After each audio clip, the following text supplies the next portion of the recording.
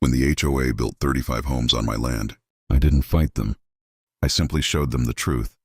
And the whole neighborhood finally woke up. Grew up on a piece of land that held my family's entire history.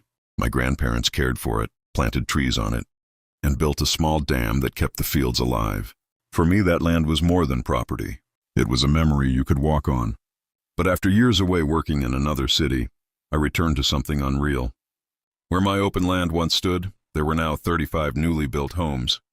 Neatly lined streets, trimmed lawns, families moving in, none of them knowing they were standing on my heritage. When I approached the HOA, hoping this was some misunderstanding, they barely looked at me. They simply said, "Everything is approved." But nothing was approved by me. Nothing was even discussed with me.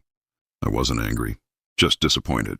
Not because people were living there, people need homes, but because no one cared enough to ask how the land magically appeared on their maps. So instead of arguing, instead of shouting, I decided to let the land speak for itself.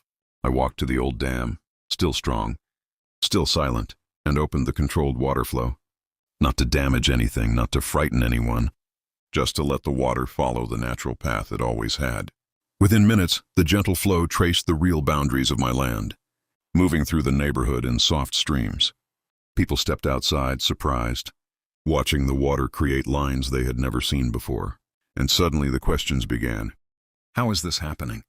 Why is the water flowing here? What's the real story behind this place? For the first time, the HOA had no way to brush me aside.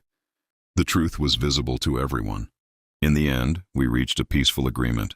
But that day taught me something important. Sometimes you don't need to raise your voice. You just need to let the truth flow.